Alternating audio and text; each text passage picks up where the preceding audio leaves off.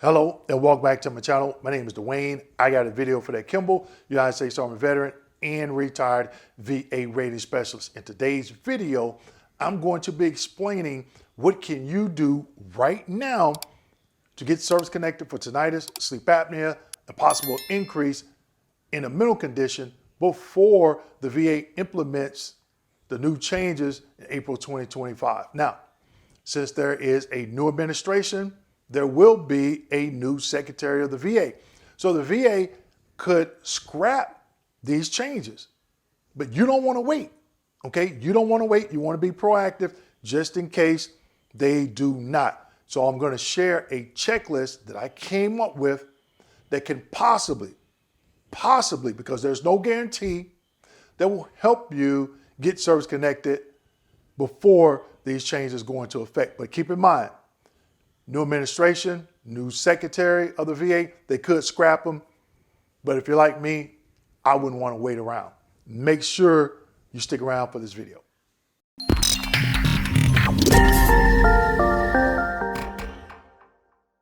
Okay, everyone, before we get into today's video, make sure you go ahead and hit that like, subscribe, and notification button.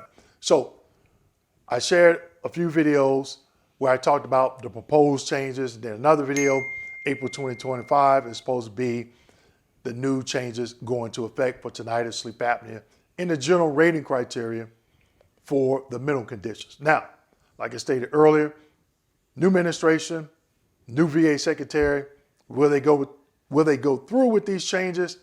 We do not know. So you want to be proactive.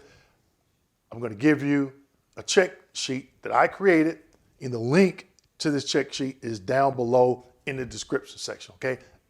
Also keep in mind, this is not a guarantee. I'm just using what I learned as a VA rater and what I've seen and basing this off of VA regulations. So it's going to be 3 steps, okay? So there are going to be 3 different scenarios. So let's go ahead and get into it. Step 1. Here in step 1, you can see if you never filed a claim for these conditions, start here, okay? So if you've never filed a claim for tinnitus, sleep apnea, or a mental condition, okay? First thing you want to do, number 1, call the VA at 800-827-1000 and do an intent to file for compensation. This holds your effective date, okay? Also, you want to call back in a couple of days to confirm it's documented in VBMS, and you should receive a correspondence in the mail in a couple of weeks. A lot of veterans, they miss this, and then if they get service connected and the effective date is incorrect, they have a hard time proving it on a high-level review, okay? So step 2 of step 1, confirm where these conditions fall under the 5 ways of service connection. Now I have a couple of videos on the 5 ways of service connection. The first one was actually one of my first videos on my YouTube channel. So if you see that video from like 2019, 2020, is a lot different than the videos now because I was very nervous, wasn't used to speaking on video. So I've come a long way. But the 5 ways is very critical, and it is something I talk about in the book. Number 3, submit a FOIA request to VBA or NPRC, National Personal Record Center, to get a copy of your VA claims folder or all your military records. You want full transparency. You want to know what's in there, okay? So if you've never filed a claim for anything, NPRC, SF-180, that's what you're going to send to NPRC, all right? Now let's skip down to number 4 of step 1. If you know of anyone close to you that can write a buddy or lay statement on your behalf as it pertains to your issues with these conditions, okay? I don't think a lot of raters put a lot of weight into lay statements, buddy statements, but it will not hurt because, again, if you do a high-level review, BVA, it could definitely help at that level, okay? Step number 5, start getting treatment if you already haven't and get diagnosis, okay? So we're here in December and they're talking about implementing these changes in April 2025, we don't know if they're going to make it effective, February 1st, March 1st, or sometime in April. And again, they could scrap the whole thing. We're being proactive. Start getting treatment. Tinnitus. If you got to go to the ENT doctor once a month up until a time you get ready to get a DBQ done or submit that claim, you got a track record, right? Same thing with sleep apnea. You have to have a sleep study showing a diagnosis of sleep apnea. Mental condition. Okay, this first step, you've never filed a claim. Understand what your stressor is. Start getting treatment. Whether you go to your mental health provider, private mental health provider every 2 weeks, you're building that paper trail. So they can't say, oh, you don't have any treatment. There's no evidence. You're doing it, okay? All right, make sure you get treatment to include getting that diagnosis. Number 6, after 2 or 3 months, gather all of your evidence and submit to the VA. You're going to go ahead and submit that claim, and you're going to have that evidence to go along with it, okay? So now you got a diagnosis. You already know you have a link or an event in service. If you're claiming, let's say, PTSD due to combat, that's your confirmed stressor. If you're claiming it any other way, don't let the VA confirm that stressor. You give them that information showing that you have confirmed that stressor for them. Okay? Sleep apnea, you got your sleep study showing the diagnosis. And if you have gotten the CPAP machine, now you have a prescription for that. You can submit that fully developed claim, okay? Number 7, while you wait, make sure you educate yourself on the VA's diagnostic codes for these conditions. Now, regardless of what condition you're claiming, outside of this, you need to be doing that anyway, okay? If you don't know what diagnostic codes are, don't worry, I got a video on it and I talk about it in my book, okay? Now, let's keep going. Step 2. Now, step 2, if you filed a claim and you were denied for any of these conditions within 1 year, because if you come back in within 1 year and continuously pursue this claim for tinnitus, sleep apnea, or any mental health condition, and you get service connected, they have to go back to the original intent to file or the original date of claim. Okay, it's very important that you understand that, because you could be leaving a lot of money on the table if you do not. Okay, so step 1 under step 2, confirm where these conditions fall under the 5 ways of service connection and how you previously claimed them. So let's say you claim sleep apnea as a direct service connection, but you weren't treated in service for it, so they denied you. But now you've gotten service connected for another condition that you believe caused sleep apnea. So now you're going to claim it sleep apnea secondary to whatever that condition is. Okay? So understand how you previously claimed it and how you're claiming it now. And you know which form you need. You're going to have to submit that 0995, which we'll talk about here in a minute. Number 2, what do? Submit a FOIA request to VBA to get a copy of your VA claims folder. You want full transparency.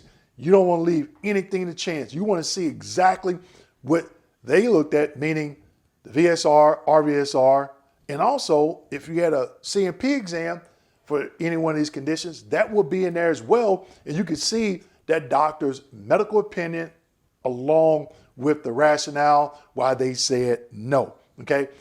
I have videos on my YouTube channel, how to get your VA claims folder fast. We are behind the 8 ball, and we're going to be in 2025. You're going to have to be making appointments. We got the holidays coming up, the new year. So you got to be most Ricky Tick with it in getting this information, okay? Let's look at number 3. Then start working on your new and relevant evidence to submit your VA Form 20-0995. Also in the description section, I give you the name and contact information for 2 doctors. One medical doctor, just lost the train of thought, Dr. Freeman, okay? He does medical DBQs and nexus statements. Keep in mind, some DBQs have to be done in person, like joints. But let's look at tinnitus and sleep apnea. Those do not have to be done in person. Another doctor whose contact information that's in the description section, Dr. Carlos Garcia. He does mental health DBQs along with nexus statements, okay? So if you're in need of that, make sure you look in the description section and you reach out to them. If you decide to do that, or use your own doctor, okay, and they do a DBQ and nexus statement, as long as it's sufficient for rating purposes, the VA rater should take that as what? New and relevant evidence, because that is something you need when you submit that supplemental claim. Let's keep going. Number 4, start getting treatment. If you already haven't, get diagnosed and start building a paper trail. So if you get a DBQ, you're going to have a diagnosis on there because Section 1 notes the diagnosis. So this is similar to the first scenario I gave, step 1, right? But also a little bit different because now you're going in, maybe claiming it differently. Previously, you maybe claimed it on direct basis, and now you're claiming it secondary. Could be, okay? Could be. Let's go. Let's keep going. Number 5. If you know of anyone close to you that can write a buddy or lay statement. Again, I don't think a lot of raters are putting a lot of weight to this, okay? But still, I'd rather for you to have it and not need it opposed to needing it and not having it, because you don't know whose desk your claim is going to land on, okay? Number 6, after 2 or 3 months, gather all your evidence and submit to the VA. Got a video on quick submit, all right? Watch those videos. I'm giving you the blueprint to go through it step by step by step. 7, while you wait, make sure you educate yourself on the VA's diagnostic codes for these conditions. Also, here's a nugget. If you feel you meet the 30, 50%, let's say, for any mental condition, make sure you have evidence showing it, okay? If you have a private doctor, have them write a short statement as to why they feel you meet the 30% diagnostic code criteria. They can reference that 30% criteria or 50 or whatever, and put the symptoms.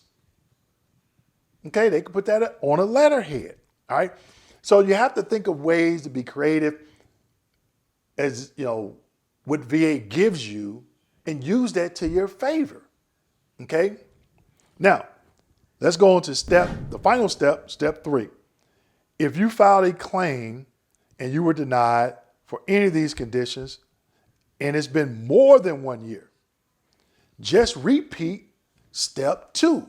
The only difference is if you get service connected and you submitted that supplemental claim after 365 days of the notification of the denial, and you eventually get service connected, they're just going to use that new effective date. Okay, that's it. But you can do the same thing as I talked about in step 2. Now, that may seem like a lot. So again, what I did, I created a checklist. Click the link below so you can get access to it, okay? Follow it. Keep in mind, it is not a guarantee, okay? But again, I want you to remember, new administration, new secretary, the VA could scrap these proposals. We, again, nobody, when I say we, I'm talking about the whole YouTube community, we don't know what they're going to do. I wouldn't wait around.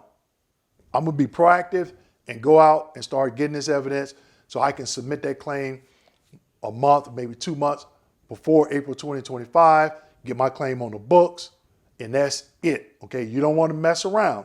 All right, be proactive, and good luck with your VA claim.